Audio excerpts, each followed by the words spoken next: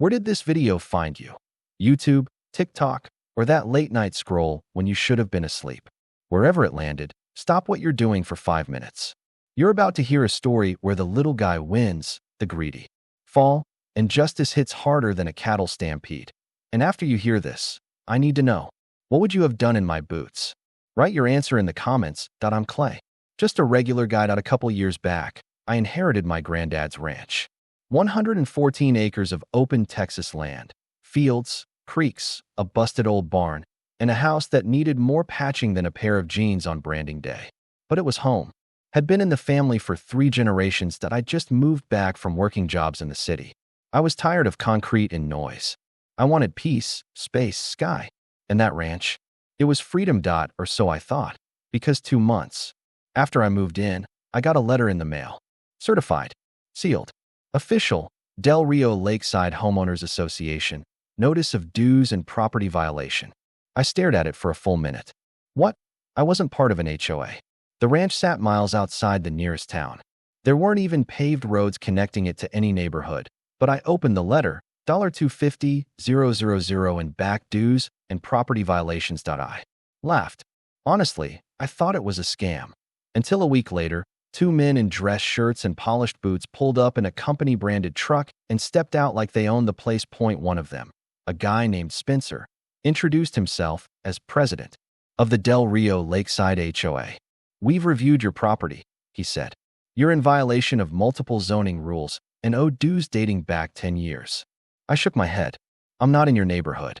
Spencer held up a map, a glossy one, with red lines and labeled lots. My ranch, was highlighted in yellow. "Your southern tract overlaps with common HOA land," he said. "It's been used to develop community trails and a greenbelt park." I stared. "You're telling me you built on MY land?" He smiled like I'd said something cute. "The HOA maintains that space. We assumed it was unclaimed." "Oh, buddy, wrong." Words. That night, I pulled out the deed. My granddad had left every document in a metal cabinet labeled Land, NOBS. The southern tract? Clear as day. Marked and recorded since 1972. Even the creek that ran beside it had a name, Miller's Stream, named after our family. So I called the county clerk the next day. She pulled the records. Confirmed everything. I said, "Can an HOA legally build on someone else's land?" She actually laughed. "Only if you let him." So I didn't. I went down and posted no trespassing signs across the entire southern fence, right through the middle of their jogging trail. 3 days later, they came back with their lawyer, their claim, easement by assumption. They said the land had been maintained by the HOA for years and therefore belonged to them. My response. One word. Prove it. Turns out, they couldn't. Not legally. Not technically. Their whole neighborhood, Del Rio Lakeside, had expanded fast. A builder had cut corners, stretched their claimed greenbelt past their surveyed lots, and built a nature trail on my land. The HOA had no clue. They just maintained what was there when they bought in. And now, that trail was in brochures, on websites, even in their welcome packets. Their mistake. They never asked who owned the land. I hired a land surveyor, a crusty old guy named Earl who'd mapped half the county. He confirmed it. 8.4 acres of their trail system ran across my property, including a picnic pavilion and 2 signs that said, "Property of Del Rio HOA." I took pictures, filed them, made a copy of every plat, deed, map, and legal doc I had. Then I sent the HOA my own letter, cease and desist, demand to vacate private property. 30 days. They freaked. Spencer came to my door again, this time less smug. "Look," he said, "the community relies on those trails. If you cut them off, it'll affect property values." We could negotiate. I raised an eyebrow. "How about $250,000? He blinked. "Excuse me. That's what you demanded from me." "I figure it's fair." They tried fighting it. They claimed implied easement again. Said it had been in continuous use. But here's what they didn't count on.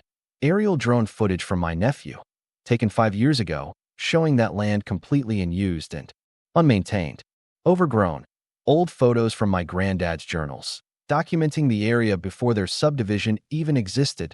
Testimony from Earl, the surveyor, saying no easement had ever been registered or filed. It all went to court. And when that judge saw the documents, he dropped the hammer hard. The HOA has no legal claim to the land. They are hereby ordered to remove all structures, signage, and trails from the plaintiff's property within 45 days. They were also ordered to pay $98,000 in damages for trespassing, illegal development, and property misuse. That here's the kicker. Without that trail system, the Del Rio Lakeside subdivision lost its exclusive greenbelt access. It had been their biggest selling point. Within months, home values dropped 12%. Spencer resigned. The builder who cut corners, sued by the HOA, and me? I cleaned up the trail, took down their fake signs, and put up my own Miller Ranch Nature Trail, family access only. Now my nieces and nephews ride bikes there. We set up picnic tables where their pavilion used to be. And on weekends, I sit under that same big oak tree they once claimed was part of their community forest. And every time someone from the HOA drives by, I just tip my hat. Because this land, it's not shared, that it's not for sale, it's mine. And no amount of paper, pressure, or posturing can change that. If you've ever dealt with HOA nonsense, you know this wasn't just about land. It was about principle, about legacy, about standing your ground. Literally. So if you made it this far, answer me this. What would you do if someone tried to steal your land with paperwork? Let me know in the comments, because there's a lot of Spencer types out there, and not enough people willing to say, get off my land.